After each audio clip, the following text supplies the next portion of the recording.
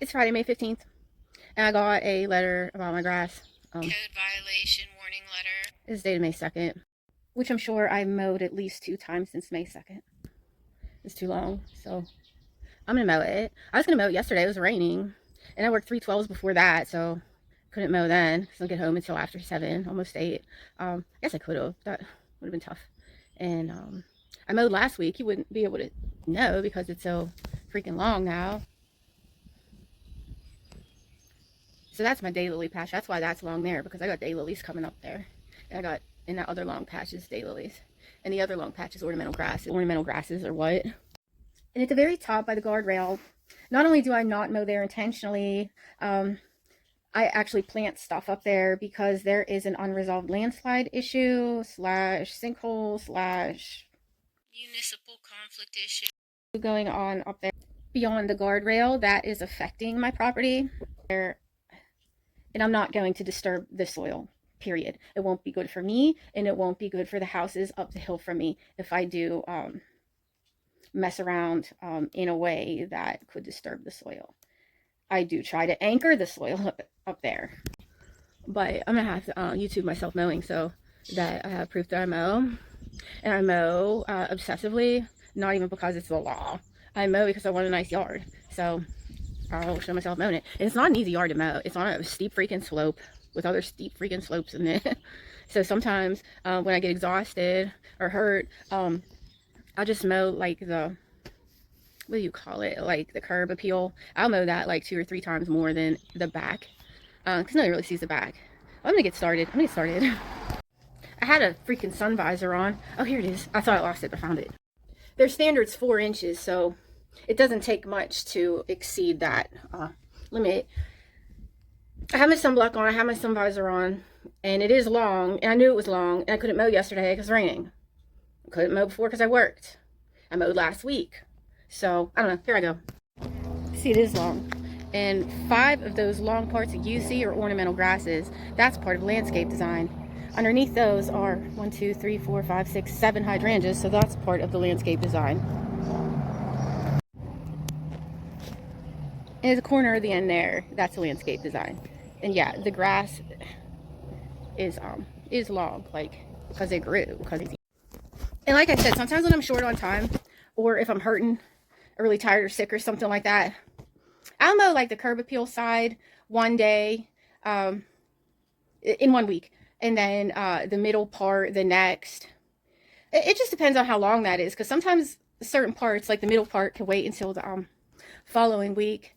And sometimes I like the good grasses, so I will intentionally leave the good grasses grow and go to seed because I want them to take advantage over the shitty grasses that grow. So I try to scalp those while I try to promote the growth and spread of the good grasses. That's a cheap, it takes a while. It's a cheaper way to give yourself good lawn, but sometimes it violates the law. I'm mowing here. I thought I was taking a video, but apparently I was taking still shots. It was so bright I couldn't see it. Still May 15th. I did mow the curb appeal side and weed whack and pull weeds as usual on the curb appeal side. The last section that I mowed was the very top. Last week, I don't know, I guess that was Sunday. In the middle part I did Thursday, as well as the bottom here. Middle part don't grow is super fast, so that could probably stay for a while, though later on today when this UV index isn't so high, I'll probably go ahead and do that again. You know, it's just be a waste of time considering how little I'm going to be taking off. But yeah, probably the part that was in question was this, because I have the 5 ornamental grasses growing that kind of look messy until they look nice, and the brand new hydrangeas that I put in. So when the grass gets long, it just makes the hydrangeas, they're babies, it just makes them look like weeds. That was a truck that just went by, probably looking to see who mowed, who didn't. But yeah, since the second when I got that letter, I don't know how tall my grass was. I do know it was raining an awful lot, and my ability to mow was limited due to my work schedule. I do the best I can, but I did hack off my tulip and daffodil foliage that I needed to harness some sun before dormancy. But you know, we can all do what we want to do. I even went out and weed whacked some more. It looks really nice. But it'll only look like that for like 4 days. It'll be super long again. So I'm gonna wait until maybe the UV index goes down some. I might go back out and do the rest, even though it's not the labor involved, considering the amount that I would be taking off, is really negligible. So I might not. I might do the middle and the top next week. But I'll know, because if I do that, then the front part will be due again, and then I'll be burdened with the whole entire yard at one time. I like to do it in sections. Oh, but gotta do what you gotta do. I don't know, we'll see. It looks nicer now. I went around the side. I'll take a picture. I went around the side, weed whack, even on the other side, the other property around my ornamentals. I'll show you. See, I even did like around there. Don't that look nice? I don't know. I think it looks nice. The tires are there not to look junky, but the tires are there to protect the new plants from being accidentally weed whacked and mowed. So I don't think they look too terrible. I think they look kind of charming. But anyway, yeah, so I did all this. You know, a lot of this is desirables. It's part of my landscape design. So I hope I don't get in trouble for part of my landscape design, like these ornamental grasses here. I needed a natural fence, and they're like the most quickest, easiest, low maintenance thing I could put. So that's what I did. And when they get big, and these hydrangeas get big, I think they'll look nice together. We'll see. We'll see what happens. Pretty, huh? And the long parts up there are desired. I know it's not a contemporary way to plant daylilies, but they are daylily patches, and they look super long right now. And it is, but it's on purpose. Might not be politically correct, but I'm telling you, in June, July, it's going to be a sight to behold.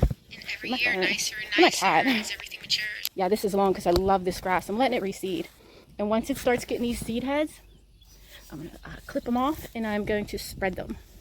So a lot of what I do is strategic. It takes time. And on purpose. You're fine. It's not fair. All I can do is document. I'm not a slouch. I'm not a slouch. And I don't cut because the government tells me to. I cut because I want a pretty environment. And I like standards. I like high standards. And yeah, I don't hate on that. 4 inches is a little authoritative, I think, especially when it rains and people work. Oh well. People might wonder why I just don't pay somebody to mow my grass, if it's so hard to do it. And though it's hard, I consider it exercise, and I like to do it. Usually. Except for when it's 90 degrees and the UV index is like extreme or very high. But other reasons why I don't pay somebody to do it is because I have areas where I have new plants growing. And, you know, with the weed competition, they kind of look like something that somebody could willy-nilly mow over. I know exactly where to spare and exactly where to mow, exactly where to scalp, and exactly where to mow super high to get the landscape design that I am trying to achieve. Also, you consider the ground bees. I tend to learn as I go each year where the ground bees nests are, and I kind of avoid those areas. The slopes and the depressions and the areas where they're elevated, I kind of am intuitive onto where they are. Ankles and knees tend to roll. I don't want anyone getting hurt. So in fact, my left foot's a mess because I'm always rolling my left ankle and foot and knee because of where the discharge part is on my lawnmower. I wish it was on the other side. But yeah, so there's reasons, good reasons why I don't pay someone. Oh, I didn't even bring up the expense to pay. And I've done this for years. I've paid people to do it, and they would just like omit 1/8 of my yard. And that's okay if they were the right places.